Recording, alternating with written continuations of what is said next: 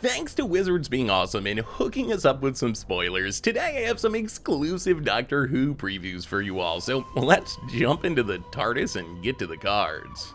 First, a quick reminder, if you need some Doctor Who cards, you can snag them all from our sponsor Card Kingdom over at cardkingdom.com/mtggoldfish. First up, we have a new Grixis legend in the Rani. In Doctor Who lore, the Rani is a Time Lord and a nemesis to the Doctor who first showed up in the original run of Doctor Who, and has since popped up in various places, with her first episode being the Mark of the Rani back in 1985. In Magic, the Rani is a Grixis Goad legend, a 4-mana 3/4 that makes a Mark of the Rani aura token whenever it enters the battlefield or attacks, which gives the enchanted creature +2/+2 in gold, essentially making it a shiny impetus minus the treasure production. Even better, the Rani has another ability that makes it so when a goaded creature deals combat damage to one of your opponents, you get to investigate, making a clue token which you can sacrifice for 2 mana to draw a card. The best comparison for the Rani is probably Furkrag Cunning Instigator, which has a similar ability, goading creatures when it or other dragons you control attacks, and then drawing you cards when creatures who must attack deal combat damage to an opponent. Although card for card, the Rani is probably a bit less powerful since it only investigates when a goaded creature deals combat damage, while Furkrag works with other cards like Warmonger's Hellkite or Angler Turtle, which force creatures into combat. Plus, with the Rani, you need to pay 2 mana to crack your clues to draw cards, while Furkrag just gives you the cards for free. On the other hand, the Rani is the first true Grixis Goad commander that has ever been printed, and this opens up some interesting possibilities of getting to play some powerful black Goad cards, alongside the more popular blue and red Goad shenanigans, with cards like Ghoulish Impetus, Parasitic Impetus, Kazakar the Eye Tyrant, and Maestro's Confluence seeming like perfect additions to the Rani deck. On a personal level, I love Gold in Commander. I actually have a Furkrag deck in paper, and I might turn it into the Rani deck to shake things up a bit. Forcing opponents to attack is a great way to keep a game of Commander progressing, and the card advantage the Rani offers with its investigation is an ample reward for filling your deck with Goad cards.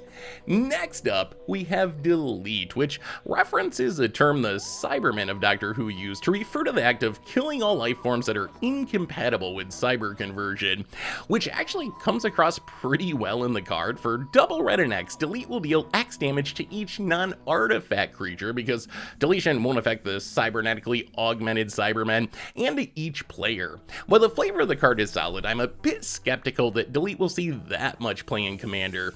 Cards like Earthquake and Rolling Earthquake essentially do the same thing as Delete, but for 1 less mana, although it is true they care about creatures with flying and horsemanship rather than non-artifact creatures. Meanwhile, Molten Disaster and Fault Line cost the same as Delete, but each comes with an extra upside. You can kick Molten Disaster to give it split second to get around counters or sacrifice effects, while Fault Line can be cast at instant speed.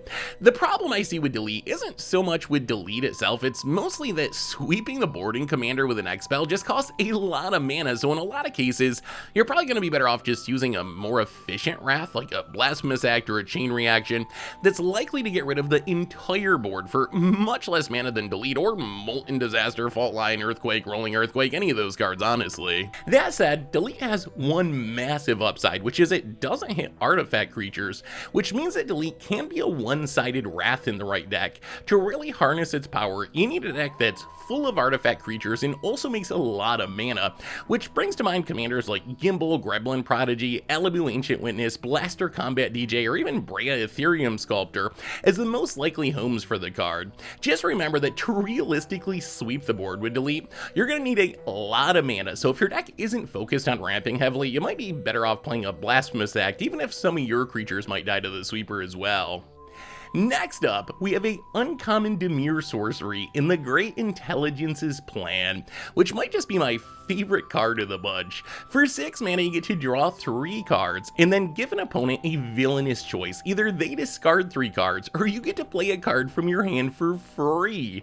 Well, 6 mana is roughly double what I want to pay for a draw 3 in Commander. One thing I've learned about Commander is that the way most people play the format is they just really want to do their cool thing and execute their their game plan, even if it means you also get to do your cool thing and execute your game plan, which I think means if you choose wisely with the villainous choice and target the opponent who probably has the least cards in hand, there's a pretty decent chance that they're going to choose not to discard 3 cards, which means you get to play a spell for free.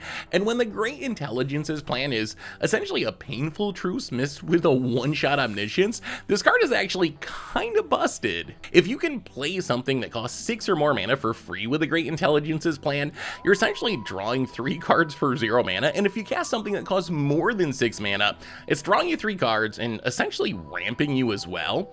It's also worth noting that while Magic players often use the word spell colloquially to refer to instants and sorceries, technically anything that goes on the stack is a spell according to the rules, so you can use the Great Intelligence's plan to cast creatures, planeswalkers, artifacts, enchantments, along with instants and sorceries. Of course, if the opponent chooses to discard 3 cards, then the Great Intelligence's plan is actually much worse, to the point where if you expect your opponents to often choose this option, it's probably not really worth putting it in your deck. Sure, it's technically a 6 for 1. You spend 1 card, you draw 3, your opponent discards 3, but it's also going to make you a very lifelong enemy at the table. Like, no one's going to be happy about having to discard 3 cards, which probably just isn't worth the hassle, considering something like Painful Truth can just draw you 3 cards for 3 mana. In the short term, I'm planning on testing the Great Intelligence's plan in a lot of decks, just to find out how often I get to cast something for free. If that's the most common villainous choice, then the card is pretty great. It's gonna stick in a bunch of my decks. On the other end, if my opponents are consistently discarding 3 cards to the villainous choice, I'll probably end up cutting it and switching back to Painful Truce or something. Finally today, we have 3 new planner cards showing off locations in the Doctor Who universe. If you play with Planechase cards, these cards are great options to spice up your games. Otherwise, feel free to ignore them. If you're not familiar with Planechase, it's a unique game mode where you have an extra deck of these planner cards, and each plane has an effect that impacts the entire table, and you'll cycle through them throughout the game. So it's essentially a way that you can play your normal game of Commander, but with a little bit of chaos and some extra effects thrown in.